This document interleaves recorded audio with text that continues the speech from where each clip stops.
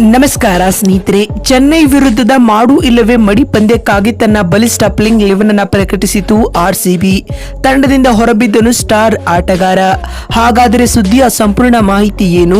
ಅಷ್ಟಕ್ಕೂ ಆರ್ಸಿಬಿ ಹಾಗೂ ಸಿಎಸ್ಕೆ ನಡುವಿನ ಪಂದ್ಯದ ಪ್ಲೇಯಿಂಗ್ 11, ಪಿಚ್ ರಿಪೋರ್ಟ್ ಮತ್ತು ಹೆಡ್ ಟು ಹೆಡ್ ರೆಕಾರ್ಡ್ಸ್ ಹೇಗಿರಲಿದೆ, ಹೀಗೆ ಇದೆಲ್ಲದರ ಬಗ್ಗೆ ಇವತ್ತಿನ ಈ ಒಂದು ವಿಡಿಯೋದಲ್ಲಿ ತಿಳಿಸ್ಕೊಡ್ತಾ ಹೋಗ್ತೀನಿ. ಹೀಗಾಗಿ ದಯವಿಟ್ಟು ಈ ವಿಡಿಯೋವನ್ನು ಕೊನೆವರೆಗೂ ನೋಡಿ ಸ್ನೇಹಿತರೆ.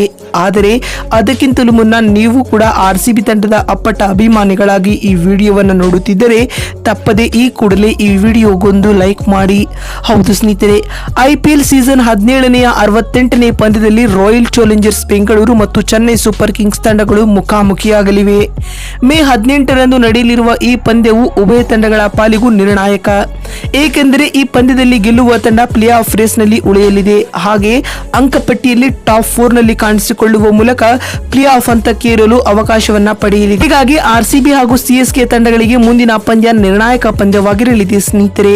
ಮತ್ತು ಈ ಪಂದ್ಯವು ಬೆಂಗಳೂರಿನ ಚಿನ್ನಸ್ವಾಮಿ ಸ್ಟೇಡಿಯಂನಲ್ಲಿ ನಡೆಯಲಿರುವುದು ಆರ್ಸಿಬಿ ಪಾಲಿಗೆ ಪ್ಲಸ್ ಪಾಯಿಂಟ್. ಏಕೆಂದರೆ ತವರಿನಲ್ಲಿ ಆಡಲಾದ ಕೊನೆಯ 2 ಪಂದ್ಯಗಳಲ್ಲಿಯೂ ಆರ್ಸಿಬಿ ತಂಡ ಭರ್ಜರಿ ಜಯ ಸಾಧಿಸಿದೆ.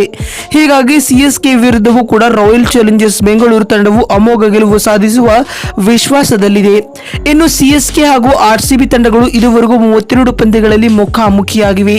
ಈ ವೇಳೆ ರಾಯಲ್ ಚಾಲೆಂಜರ್ಸ್ ಬೆಂಗಳೂರು ತಂಡ ಗೆದ್ದಿರುವುದು ಕೇವಲ 10 ಮ್ಯಾಚ್ಗಳಲ್ಲಿ ಮಾತ್ರ. ಇದೇ ವೇಳೆ ಚೆನ್ನೈ ಸೂಪರ್ ಕಿಂಗ್ಸ್ 21 ಪಂದ್ಯಗಳಲ್ಲಿ ಜಯ ಸಾಧಿಸಿದೆ. ಇನ್ನು ಒಂದು ಪಂದ್ಯವು ಕಾರಣಾಂತರಗಳಿಂದ ರದ್ದಾಗಿತ್ತು ಸ್ನೇಹಿತರೆ. ಅಂದರೆ ಒಟ್ಟಾರೆ ಅಂಕಿಅಂಶಗಳ ಪ್ರಕಾರ ಆರ್ಸಿಬಿ ವಿರುದ್ಧ ಸಿಎಸ್ಕೆ ಮೇಲುಗೈ ಸಾಧಿಸಿರುವುದು ಸ್ಪಷ್ಟ.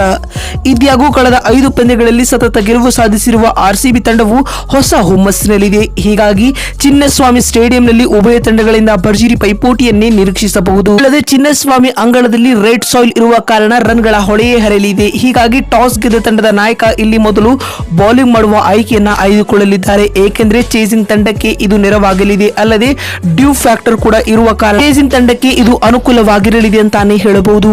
ಹಾಗಾದ್ರೆ ಚೆನ್ನೈ ವಿರುದ್ಧದ ಈ ಮಾಡು ಇಲ್ಲವೇ ಮಡಿ ಪಂದ್ಯಕ್ಕಾಗಿ ಆರ್ಸಿಬಿ ತಂಡದ ಹೊಸ ಪ್ಲೇಯಿಂಗ್ 11 ಯಾವ ರೀತಿಯಾಗಿರಲಿದೆ ಅಂತ ನೋಡ್ತಾ ಬರುವುದಾದರೆ, ಆರಂಭಿಕರಾಗಿ ಎಂದಿನಂತೆ ವಿರಾಟ್ ಕೊಹ್ಲಿ ಮತ್ತು ಫಾಫ್ ಡು ಪ್ಲೆಸಿಸ್ ರವರು ತಂಡದ ಪರ ಇನ್ನಿಂಗ್ಸ್ ಆರಂಭಿಸಲಿದ್ದಾರೆ. ಮತ್ತು 3ನೇ ಕ್ರಮಾಂಕದಲ್ಲಿ ಕಳೆದ 5 ಪಂದ್ಯಗಳಲ್ಲಿಯೂ ವಿಸ್ಫೋಟಕ ಆಟವನ್ನು ಆಡುತ್ತಿರುವ ರಜತ್ ಪಾಟಿದಾರ್ ಕಾಣಿಸಿಕೊಳ್ಳಲಿದ್ದಾರೆ. 4ನೇ ಕ್ರಮಾಂಕದಲ್ಲಿ ವಿಲ್ ಜಾಕ್ಸ್ ರವರ ಬದಲಿಯಾಗಿ ಗ್ಲೆನ್ ಮ್ಯಾಕ್ಸ್ವೆಲ್ ಗುರುತಿಸಿಕೊಳ್ಳಲಿದ್ದಾರೆ. ಮತ್ತು 5ನೇ ಸ್ಥಾನದಲ್ಲಿ ಕ್ಯಾಮರನ್ ಗ್ರೀನ್ ರವರಿಗೆ ಅವಕಾಶ ನೀಡಲಾಗಿದೆ.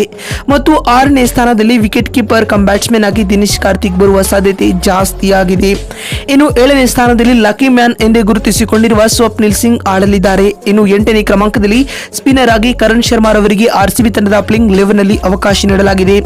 ಮತ್ತು 9ನೇ ಕ್ರಮಾಂಕದಲ್ಲಿ ವೇಗದ ಬೌಲಿಂಗ್ ವಿಭಾಗದಲ್ಲಿ ಮೊಹಮ್ಮದ್ ಸಿರಾಜ್ ಗುರುತಿಸಿಕೊಳ್ಳಲಿದ್ದಾರೆ.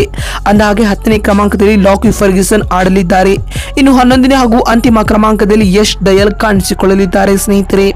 ಮತ್ತು ಇಂಪ್ಯಾಕ್ಟ್ ಪ್ಲೇಯರ್ ಆಗಿ ವೈಶಾಖ್ ವಿಜಯ್ ಕುಮಾರ್ ಬರಬಹುದು. ನೋಡಿದ್ರಲ್ಲ ಸ್ನೇಹಿತರೆ, ಆರ್ಸಿಬಿ ಹಾಗೂ ಚೆನ್ನೈ ಸೂಪರ್ ಕಿಂಗ್ಸ್ ನಡುವಿನ ಮಾಡು ಇಲ್ಲವೇ ಮಡಿ ಪಂದ್ಯದ ಪ್ಲೇಯಿಂಗ್ 11, ಪಿಚ್ ರಿಪೋರ್ಟ್ ಮತ್ತು ಹೆಡ್ ಟು ಹೆಡ್ ರೆಕಾರ್ಡ್ಸ್, ಹೀಗೆ ಸಂಪೂರ್ಣ ಮಾಹಿತಿಯನ್ನು ತಿಳಿಸಿಕೊಡುವ ನಮ್ಮ ಈ ಪ್ರಯತ್ನ ನಿಮಗೆ ಇಷ್ಟವಾಗಿದ್ದಲ್ಲಿ ತಪ್ಪದೆ ಈ ಕೂಡಲೇ ಈ ವಿಡಿಯೋಗೊಂದು ಲೈಕ್ ಮಾಡಿ. ವಿಡಿಯೋವನ್ನು ಇಲ್ಲಿವರೆಗೂ ನೋಡಿದ್ದಕ್ಕಾಗಿ ಧನ್ಯವಾದಗಳು. ಮತ್ತೊಂದು ವಿಡಿಯೋದಲ್ಲಿ ಸಿಗ್ತೀನಿ. ಅಲ್ಲಿವರೆಗೂ ನಮಸ್ಕಾರ.